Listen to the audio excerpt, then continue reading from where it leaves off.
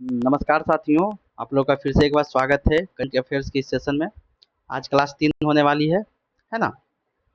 SP हम लोग start किए हैं। 2026 चल रहा है। जून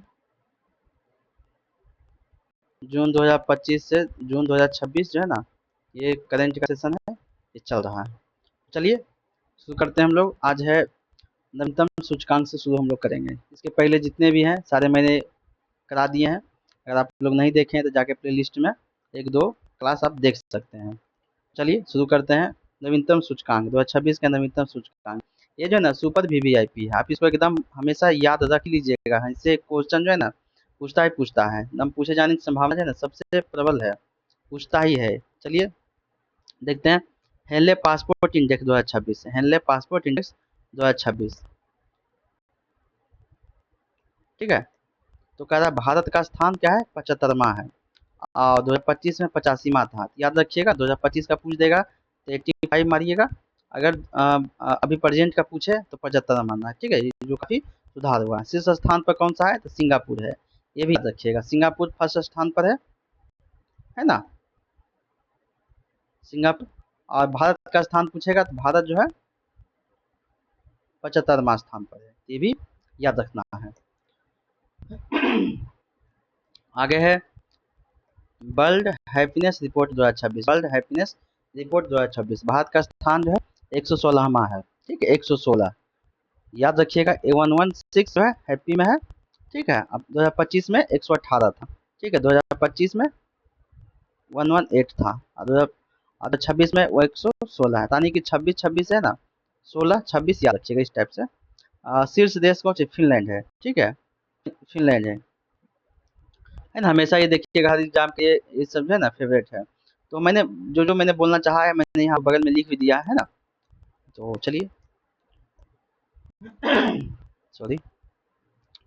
आगे है global fire power index, global fire power index 2026। Bharat का स्थान जो है ना चौथा है। याद रखिएगा अगर पूछ दे ग्लोबल फायर इंडेक्स 2026, भारत का स्थान चौथा है।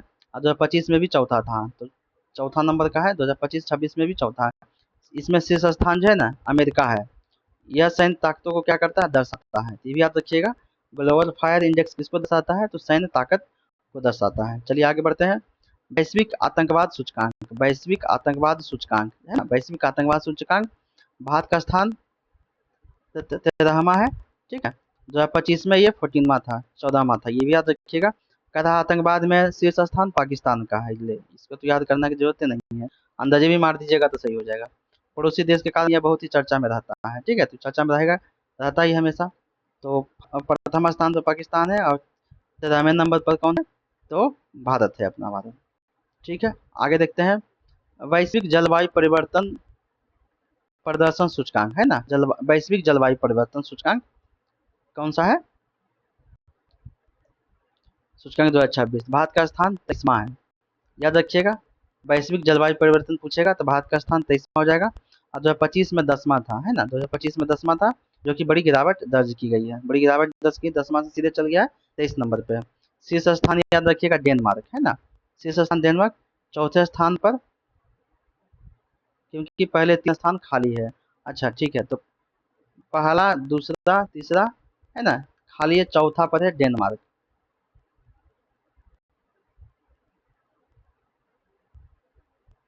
डेनमार्क है ना, पहला स्थान खाली है, 1 से लेकर 3 तक खाली है। यानी कि जो पहला देश आया है, चौथा नंबर पर आया है, वो डेनमार्क है, ठीक है। 3 स्थान खाली है। अब भारत का स्थान 23वां है, ये भी याद रखिएगा। चलिए देखते हैं आगे। कह रहा अंतर्राष्ट्रीय संस्थाओं द्वारा जारी जारी कोर सूचकांक देखते हैं।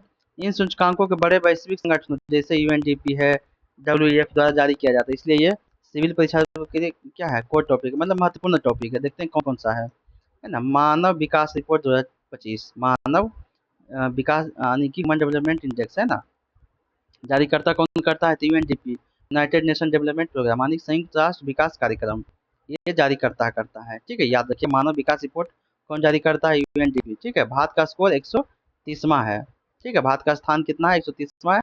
स्कोर याद नहीं पूछता नहीं है, लेकिन याद रखिएगा 6 8 5 है ना, ये स्कोर है इसका, तो 130 याद रखिएगा। जारीकर्ता कौन है? यूएनडीपी, है ना। मानव विकास रिपोर्ट 2025 में भारत का स्थान 130 है। चलिए आगे बढ़ते हैं। शीर्ष स्थान कौन सा है? आइसलैंड, है ना। प्रथम स्थान पर है आइसलैंड, ये भी याद रखिएगा। अब आते हैं हम लोग आगे। विश्व प्रेस स्वतंत्रता सूचकांक 2025, है ना। विश्व प्रेस स्वतंत्रता सूचकांक में, है ना। जारीकर्ता कौन है? रिपोर्टर्स विदाउट बॉर्डर्स, है ना, फ्रांस द्वारा जारी होता है। भारत का स्थान 151वां है। 2024 में 159वां था। 2024 में 159वां था। अब प्रेजेंट की बात करें तो 151वां है। शीर्ष देश कौन सा है? नॉर्वे है ना। शीर्ष देश हमेशा याद रखिएगा नॉर्वे। अब भारत का स्थान प्रेजेंट का पूछ देगा तो 151, अगर पिछले साल का पूछ देगा, है ना, 24 से पूछ देगा तो 159 याद रखिएगा। 159 और अभी 151, ठीक है। अब आते हैं लोग आगे। ग्लोबल जेंडर गैप, है ना। ग्लोबल जेंडर गैप सूचकांक 2025। ग्लोबल जेंडर गैप सूचकांक 2025 जारीकर्ता कौन है? विश्व आर्थिक मंच, है ना। विश्व आर्थिक मंच इसको जारी करता है, ग्लोबल जेंडर को। विश्व आर्थिक मंच। भारत का स्थान 131वां है। भारत का स्थान क्या है? 131वां है। शीर्ष देश आइसलैंड है, ठीक है, आइसलैंड है, इसको भी याद रखिएगा। शीर्ष देश कौन सा है? आइसलैंड है। और भारत का स्थान 131 है, ये भी याद रखिएगा। आगे है वैश्विक नवाचार सूचकांक 2025, है ना। वैश्विक नवाचार सूचकांक 2025 जारीकर्ता कौन है? विश्व बौद्धिक संपदा संगठन, है ना। विश्व बौद्धिक संपदा संगठन इसको जारी करता है। भारत का स्थान 38वां है ना। ऐसे भी याद रखिएगा। वैश्विक नवाचार सूचकांक भारत का स्थान 38वां है। शीर्ष स्थान स्विट्जरलैंड है, ठीक है, याद रखिए। दो जो याद रखिएगा, शीर्ष स्थान भी पूछ देता है, शीर्ष देश, भारत का स्थान पूछ देता है। 38 और स्विट्जरलैंड याद करिएगा। चलिए सॉरी। वैश्विक भूख आगे है, वैश्विक भूख सूचकांक, है ना। वैश्विक भूख सूचकांक, है ना। ग्लोबल हंगर इंडेक्स में भारत का स्थान 102वां है, याद रखिएगा, है ना। 2024 में 105वां था, जो भी 102वां स्थान पर है, ठीक है। 105 से 2 पर पहुंच गया है, ठीक है। शीर्ष देश है अर्मेनिया, है ना। शीर्ष देश कौन सा? अर्मेनिया है, याद रखिएगा। भुखमरी में सबसे शीर्ष देश कौन सा? अर्मेनिया। भारत का स्थान 102वां है, ठीक है, 102 नंबर पर है। अब आते हैं टॉपिक नंबर तीसरा कि शहरों और विशेष श्रेणियों का रैंकिंग, है ना। जैसे smart city index 2025, smart city index, भारतीय शहर दिल्ली को 104वें स्थान में स्थान स्थान पर रखा गया है। मुंबई को 106वें स्थान पर रखा गया है, ठीक है। शहरों और स्मार्ट सिटी इंडेक्स में भारतीय शहर दिल्ली को 104वें स्थान पर और मुंबई के 106वें स्थान पर। और शीर्ष शहर जो है ना, शीर्ष शहर जो ज्यूरिख, है ना, ज्यूरिख कहाँ का है? स्विट्जरलैंड का है, तो ये भी याद रखिएगा, ज्यूरिख, है ना, स्विट्जरलैंड। दिल्ली का स्थान 104 और मुंबई का स्थान 106 स्थान है, तो ये भी याद रखिएगा। आगे बढ़ते हैं हम लोग। कह रहा है global AICT index, global AICT index 2025, है ना। भारतीय शहर कौन सा है? एक बेंगलुरु है, कैमा स्थान पर है? तो 26वें स्थान पर है, याद रखिएगा। एआई में भारतीय शहर बेंगलुरु मिला है, कौन सा स्थान है? 26वें स्थान पर है। और शीर्ष स्थान की बात करें तो सिंगापुर है, ये भी याद रखना है, कौन सा है? सिंगापुर है, ठीक है, याद हो गया। आगे बढ़ते हैं हम लोग। कह रहा है भ्रष्टाचार,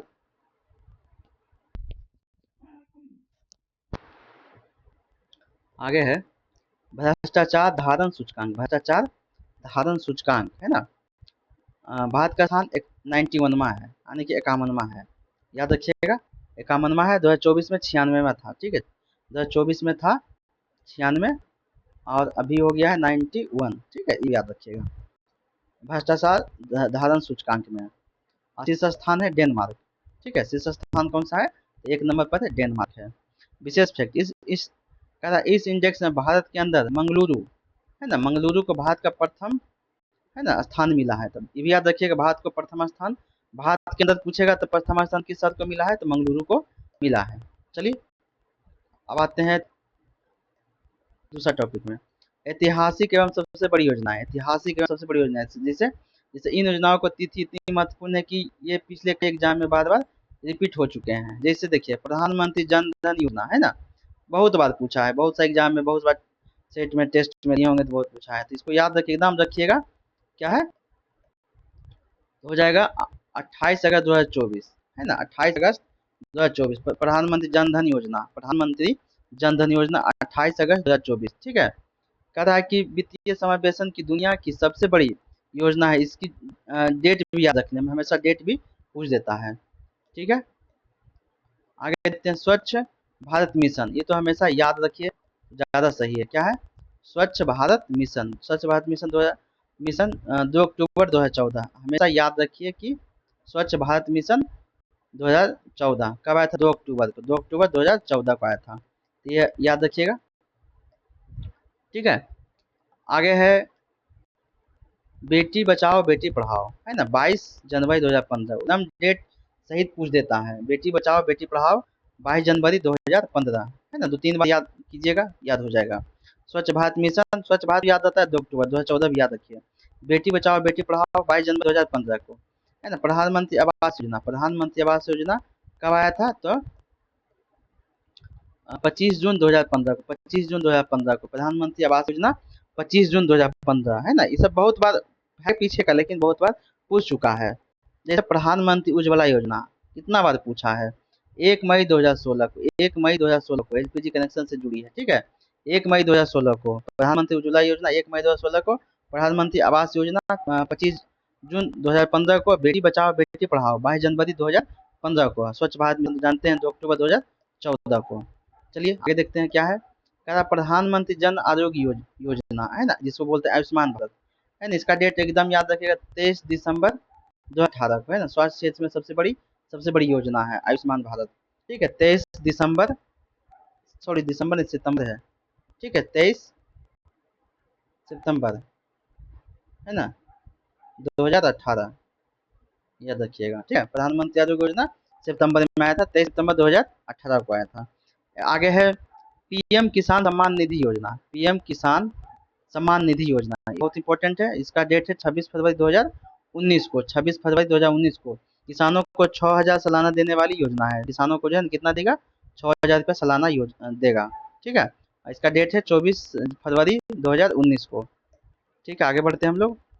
है जल जीवन मिशन, जल जीवन मिशन, है ना, कब आया था? तो 15 अगस्त 2019 को, याद रखिएगा, 15 अगस्त को आया था, 15 अगस्त 2019 को, है ना।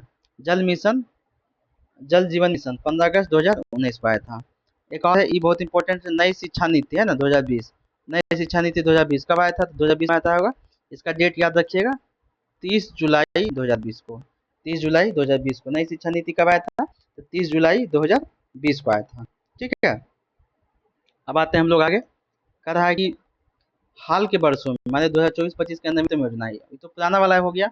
अब हाल के वर्ष में देखते हैं जो लेटेस्ट अभी कौन कौन सा योजना चल रहा है, या फिर नया नया आया है, देखते हैं, है ना। इसको सुपर वीवीआई करिएगा, अगर पीछे पूछ दिया तो वही सब पूछेगा, अगर नया में पूछेगा तो हम लोग अभी पढ़ाते हैं।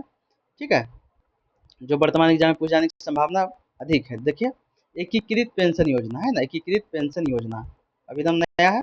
कब आया है? तो 1 अगस्त 2025 को, एकदम लेटेस्ट है। इसको याद रखिए, 1 अगस्त 2025 को कर्मचारियों के लिए बहुत बड़ी और चर्चित योजना है। ठीक है, कर्मचारियों के लिए 1 अगस्त 2025 को एकीकृत पेंशन योजना। राष्ट्रीय सहकारिता नीति, राष्ट्रीय सहकारिता नीति 2025 में आया, कब आया था? तो 24 जुलाई 2025 को, है ना।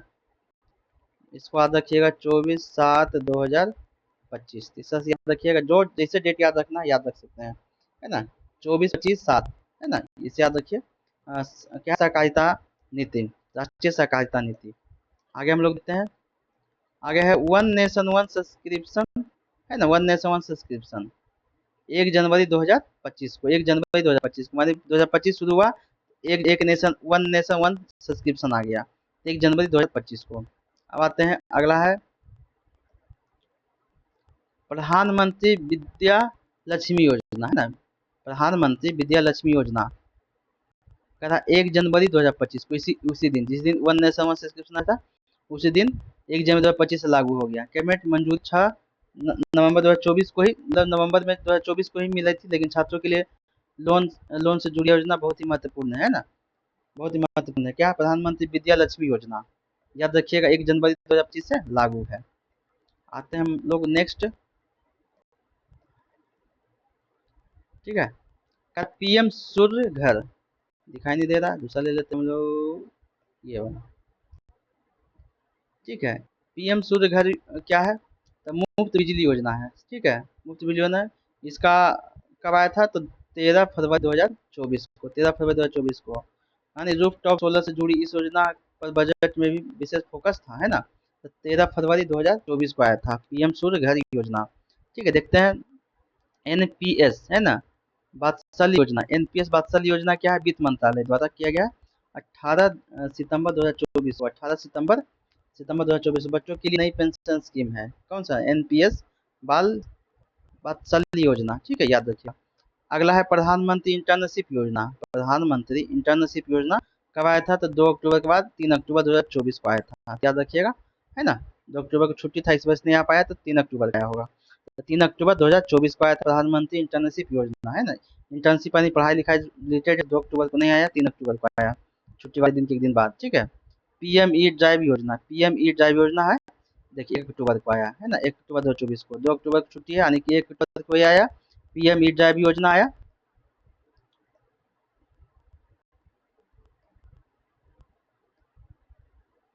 ठीक है, 1 अक्टूबर को आया पीएम ई ड्राइव योजना, 1 अक्टूबर को, 2 अक्टूबर को छुट्टी था, और 3 अक्टूबर को इंटर्नशिप आया, तो ये भी ऐसे भी याद रख सकते हैं।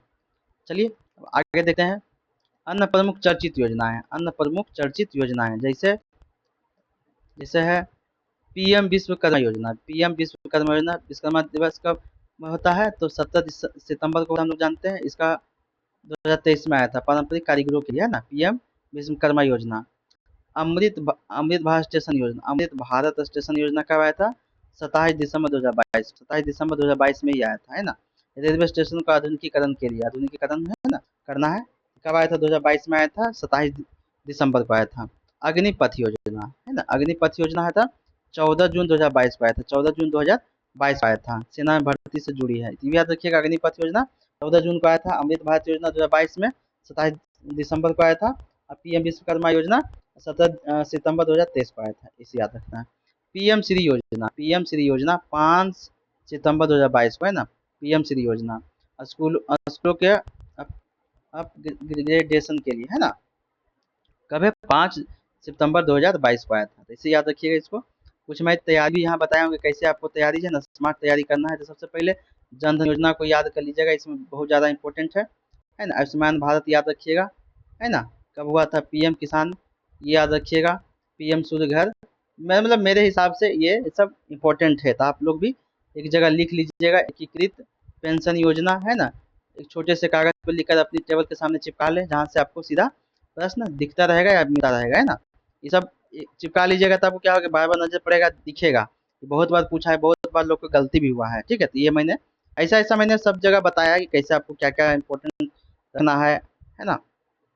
चलिए हम लोग आगे बढ़ते हैं।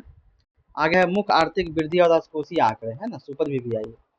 बहुत बार एग्जाम में पूछने की भी संभावना है। क्या है? मुख्य आर्थिक वृद्धि एवं राजकोषीय आंकड़े। अर्थव्यवस्था के रीढ़ माने जाने वाली ये आंकड़े परीक्षा के लिए सबसे ज्यादा जरूरी है। क्यों ज्यादा जरूरी है? ये पढ़ते हैं। जैसे जीडीपी वृद्धि दर, है ना, जीडीपी वृद्धि दर वित्तीय वर्ष यानी कि 25-26 में भारत का जीडीपी वृद्धि दर 7.4 रहने का अनुमान है। तो याद रखिए, आंकड़ा एकदम सेम टू सेम पूछ देता है ना, आंकड़ा सही उठा के दे देता है। 7.4 रहने का अनुमान है, तो याद रखिएगा। जीडीपी वृद्धि दर 2025-26 में कितना रहने का अनुमान है? तो 7.4, याद रखिएगा। सकल मूल्य वर्धन, जिसको जीवीए कहते हैं, इसके 7.3 रहने का अनुमान है। यानी कि जीडीपी या जीवीए में ज्यादा अंतर नहीं। जीडीपी पूछेगा तो 7.4, और जीवीए पूछेगा तो 7.3, है ना, तो याद रखिएगा। आगे बढ़ते हैं हम लोग। कह रहा अगले वर्ष का अनुमान, वित्त वर्ष 26-27 में वृद्धि 6.8 से लेकर 7.2, मतलब के आसपास ये 7.4 से घट गया है, 7.2 से 6.8 तक रहने का अनुमान है। ये अगले वर्ष के लिए। अब मुद्रास्फीति है, ठीक है, यानी मुद्रास्फीति मतलब होता है महंगाई। अप्रैल से दिसंबर 2025 के दौरान औसत खुदरा महंगाई दर मात्र 1.7 रही, जो अब तक का न्यूनतम स्तर पर है। यह आंकड़ा लो होने के कारण बहुत महत्वपूर्ण है। सबसे लो हुआ था तो कितना हुआ था? 1.7। ये वाला जरूर याद रखिएगा। मुद्रास्फीति है ना, अप्रैल से दिसंबर 2025 के दौरान औसत खुदरा महंगाई दर मात्र 1.7 रही, है ना, याद रखिएगा, 1.7 रही, जो कि अब तक का सबसे न्यूनतम स्तर है। ठीक है, आगे है बेरोजगारी दर, है ना। दिसंबर 2025 तक देश में बेरोजगारी दर घटकर कितना? 4.8 रह गई है। कितना रह गई है, 4.8 रह गई है मात्र, ठीक है। रोजगार दर दिसंबर 2025 तक 4.8 रह गई है। अब आते हैं नेक्स्ट सेक्शन है बैंकिंग समावेशन और शेयर बाजार के बारे में, कौन कौन सा है, आइए इसके बारे में जानते हैं। आगे है सकल यानी कि एनपीए, ठीक है, नॉन परफॉर्मिंग एसेट्स। कह रहा है दिसंबर 2025 तक सकल एनपीए घटकर कई दशकों के निचले स्तर पर 2.2 पर आ गई है ना। ये भी याद रखिएगा, सबसे भी है। शुद्ध एनपीए 0.5% रहा है, बैंकिंग धारा से जुड़ा है, बहुत बड़ा फैक्ट है, तो ये भी याद रखिएगा, है ना। कि निचले स्तर पर कितना आ गया एनपीए, 2.2 पर आ गया है। शुद्ध में पूछेगा शुद्ध एनपीए 0.5% रहा है। कह रहा है शेयर बाजार में निवेशक, है ना। आगे है शेयर बाजार में निवेशक। शेयर बाजार में निवेशक की संख्या 12 करोड़ के पार पहुंच गई है। कितना पहुंच गई है, 12 करोड़, है ना, 12 करोड़ पहुंच गई है, बहुत बड़ा आंकड़ा है। प्रधानमंत्री जनधन योजना 25 मार्च 2025 तक, क्या कर रहा है, प्रधानमंत्री जनधन योजना मार्च 2025 तक जो है ना 55.02 करोड़, 55.02 करोड़ खाते खोले जा चुके हैं, जिसमें से 66% यानी कि 36.63 करोड़ खाते ग्रामीण क्षेत्र में हैं। समझे, जितना भी है 66% जो है परसेंट जो खाता है ग्रामीण में है, ये याद रखिएगा, ठीक है। अब आते हैं आगे, कह सामाजिक और कृषि क्षेत्र के मुख्य डेटा। कह सामाजिक अब जैसे गरीबी उन्मूलन, है ना, गरीबी उन्मूलन, बहुआयामी गरीबी 55.3 से घटकर मात्र 11.28 रह गई है। 55 से सीधे 11.28 रह गई है, तो ये जो है ना बहुत इंपॉर्टेंट है, पूछ सकता है, ऑप्शन से पता भी नहीं चलेगा कि इतना गिरा होगा, है ना। 55 से घटकर सीधे आ गया 11.28 आ गया परसेंट पर आ गया है। गरीबी हटाने हटाने के सरकारी दावों के लिहाज से यह डेटा परीक्षा के लिए प्रीलिम्स दोनों के लिए क्या है, बहुत ही महत्वपूर्ण है ना, बहुत महत्वपूर्ण है। मतलब 53 55 से डायरेक्ट आ गया है 11.28 पर, है ना। ये बहुत इंपॉर्टेंट मेरे ख्याल से लग रहा है कि पूछ सकता है, ठीक है। महिला श्रम बाल भागीदारी, महिला श्रम बाल भागीदारी 2023-24 में महिला श्रम बाल भागीदारी दर बढ़कर जो है ना 41.7 हो गई है ना। अब कितना हो गया है, 41.7% हो गई है। आगे देखते हैं क्या है, आगे खाद्यान्न उत्पादन, है ना। आगे खाद्यान्न उत्पादन, देश में कुल खाद्यान्न उत्पादन 3577.3 लाख मीट्रिक टन यानी कि 3577.3 लाख मीट्रिक टन रिकॉर्ड स्तर पर रहा है। ये भी याद रखिएगा, 3577 यानी 3577.3 लाख मीट्रिक टन, ठीक है। प्रमुख शैक्षणिक संस्थान, कह रहा वर्तमान में देश में कुल, है ना, ये याद रखिएगा, 23 आईआईटी है, 21 आईआईएम है और 20 गो एम्स हैं, ठीक है। तो याद रखिएगा प्रमुख संस्थान शैक्षणिक संस्थान को 23 यानी 20 21 23, है ना। 20 से शुरू करिएगा तो 20 से एम्स है, 21 में आईआईएम है और 23 आईआईटी है, 22 नहीं है कुछ, ठीक है। तो 20 21 23 ये इतना रखिएगा। आगे हम लोग चलते हैं, क्या है, उद्योग सेवा व अवसंरचना, है ना, वीवीआईपी है, देखते हैं कैसे। कह रहा है सेमीकंडक्टर निवेश, है ना, सेमीकंडक्टर सेक्टर के लिए 10 परियोजनाओं में 1.6 लाख करोड़ रुपए का निवेश किया गया। चूंकि सरकार का पूरा फोकस सेमीकंडक्टर पर है, यह आंकड़ा, है ना, इस बार देखिएगा सरकार का पूरा फोकस जो है ना सेमीकंडक्टर पर ही है। कह रहा है पूंजीगत व्यय, पूंजीगत व्यय क्या है, चाहिए देखते हैं। पूंजीगत व्यय बढ़कर 11-21 लाख करोड़ रुपए हो गया है, ठीक है। 11.21 नहीं पढ़िए, इसको 21 पढ़िए, ठीक है। 11.21 लाख करोड़ रुपए हो गया है। कह रहा सेवा निर्यात, सेवा निर्यात है, भारत दुनिया का 7वां सबसे बड़ा सेवा निर्यातक देश है, बहुत इंपॉर्टेंट है, इसको हम लोग दूसरा रंग से रंगते हैं। कह रहा 7वां सबसे बड़ा सेवा निर्यातक देश है, ठीक है। 7वां सबसे बड़ा निर्यातक देश है कौन, सेवा के क्षेत्र में भारत, ठीक है। और कह रहा जीडीपी में सेवाओं का हिस्सा कितना है, 53.6% है, 53.6% है, ये भी याद रखिएगा। कह रहा विदेशी मुद्रा भंडार, है ना, क्या है, विदेशी मुद्रा भंडार जनवरी 2026 में विदेशी मुद्रा भंडार, है ना, याद रखिएगा, जनवरी 2026 में विदेशी मुद्रा 701.4 तक पहुंच गया है, जो 11 महीनों के आयात के लिए पर्याप्त है, ठीक है। तो 701.4 बिलियन डॉलर तक पहुंच गया है। देखिए रणनीति कुछ बताएं, देखिएगा क्या है है ना। आपकी क्लियर रणनीति है, सबसे पहले अपनी नोटबुक में 4 डेटा को अलग लिखिए। जैसे जीडीपी में वृद्धि है ना, जीडीपी में वृद्धि 7.4 एकदम महत्वपूर्ण है ना। एनपीए का स्तर कितना है, 2.2 है। बहुआयामी गरीबी आंकड़ा एकदम याद रखिएगा, है ना, 11.28 है। और खुदरा महंगाई पर 1.7 है, याद रखिएगा, ठीक है। तो इतना हमेशा 4 पॉइंट, जो भी 4-5 पॉइंट हम यहाँ पे लिखते हैं, ये बहुत ज़्यादा महत्वपूर्ण होते हैं, परीक्षा में पूछने जाने की संभावना अधिक रहती है। अब आते हैं बजट के प्रमुख राजकोषीय आंकड़े एवं घाटे, ठीक है।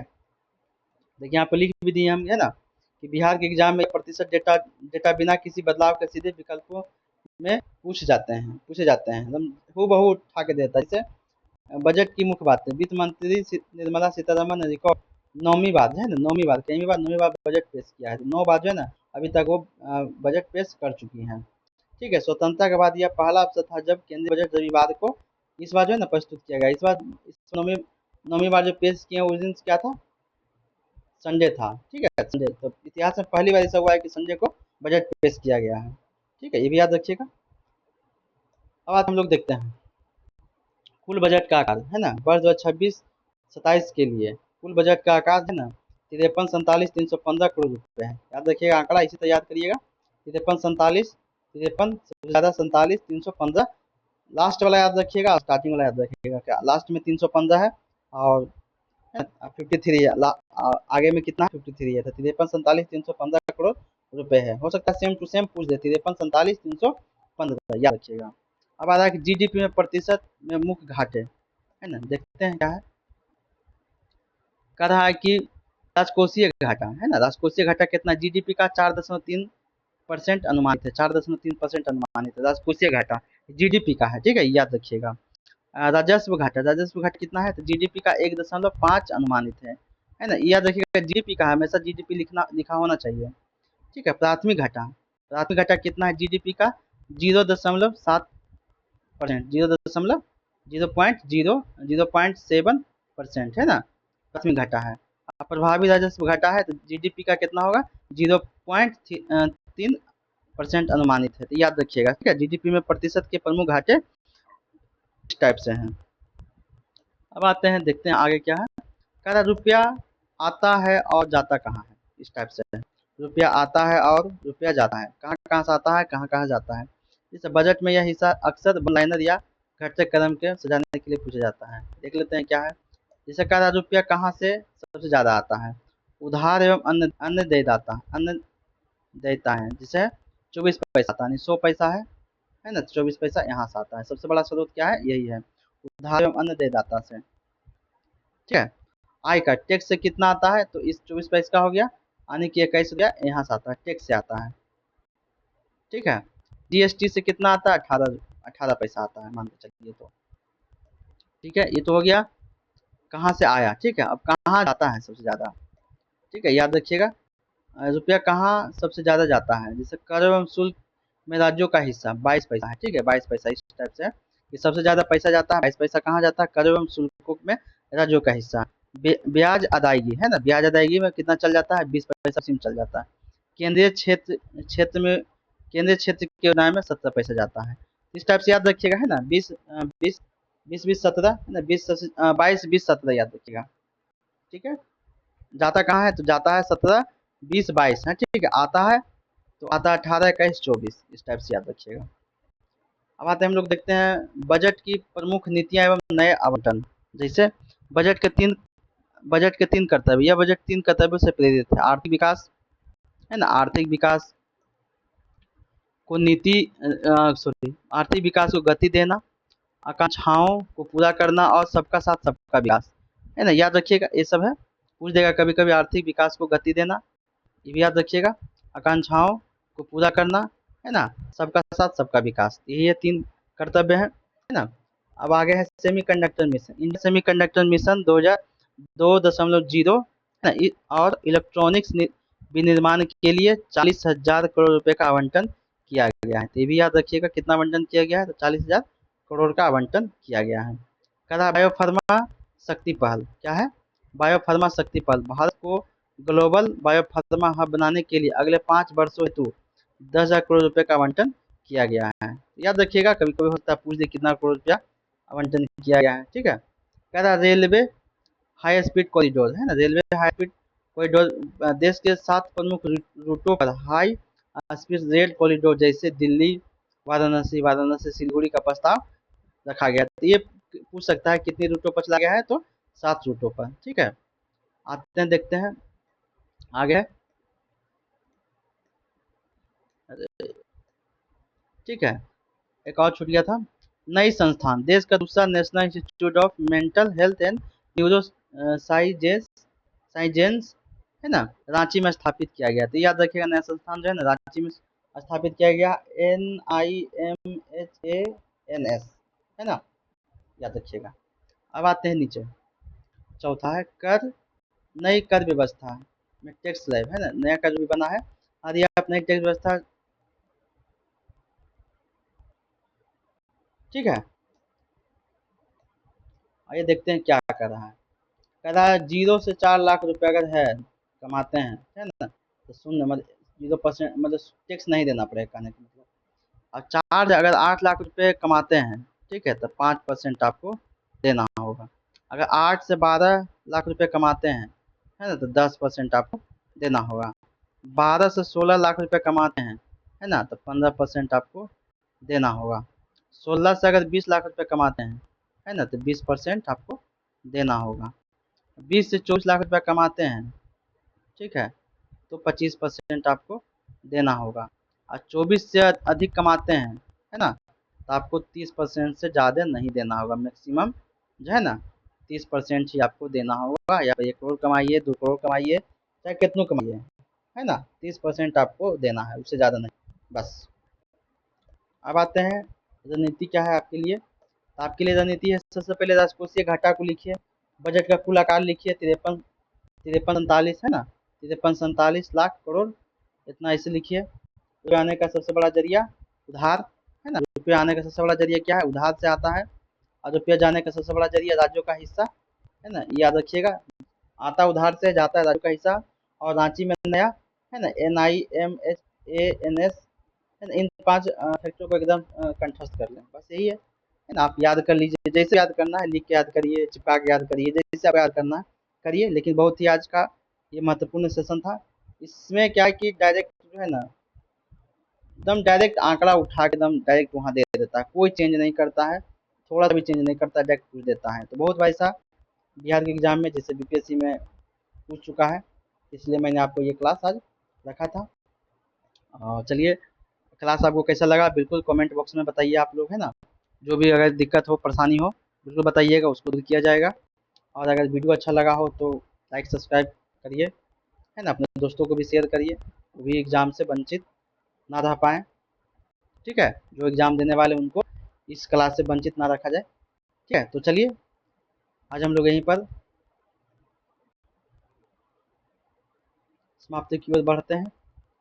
बस आप ज़्यादा था नहीं, है ना। ठीक है, नेक्स्ट क्लास में हम लोग फिर से मिलते हैं, क्लास 4 में। ठीक है।